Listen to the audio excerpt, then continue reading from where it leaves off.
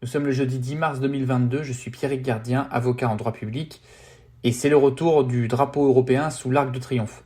Nous avons en effet appris aujourd'hui que pour marquer le sommet européen de Versailles, les pouvoirs publics avaient installé à nouveau le drapeau européen tout seul sous l'Arc de Triomphe, c'est-à-dire sans drapeau tricolore bleu, blanc, rouge à ses côtés.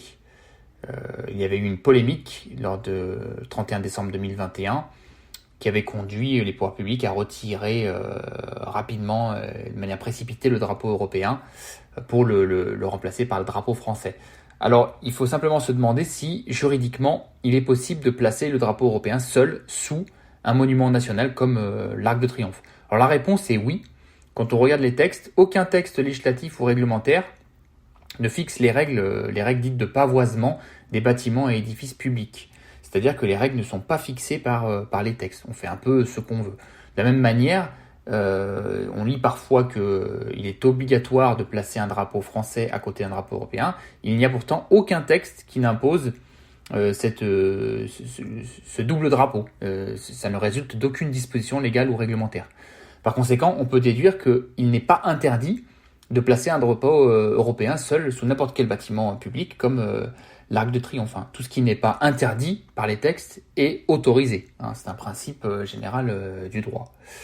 Alors, pour un peu d'historique, il y a une circulaire de 1963 qui autorise à pavoiser les édifices publics aux couleurs de l'Union européenne en imposant le drapeau qui avait été adopté en 1955 par le comité des ministres du Conseil de l'Europe, c'est-à-dire les 12 étoiles bien connues sur champ d'azur.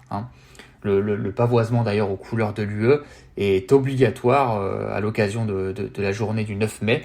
Du moins, il est expressément recommandé de pavoiser aux couleurs de l'UE les bâtiments, puisqu'il s'agit de la journée de l'Europe qui avait été adoptée par le Conseil européen de Milan en juin 1985 et qui commémore la célèbre déclaration de Robert Schuman. Alors pour être complet sur le sujet, le ministre de l'Intérieur a déjà eu l'occasion de faire des réponses ministérielles, notamment en 2011 et en 2014.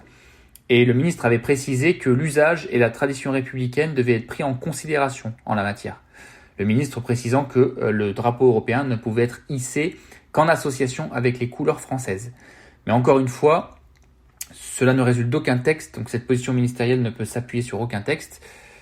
Elle n'a pas de réelle valeur juridique, en fait, comme une réponse ministérielle classique, et n'est donc pas opposable au pouvoir public. Elle n'a pas de valeur contraignante juridiquement.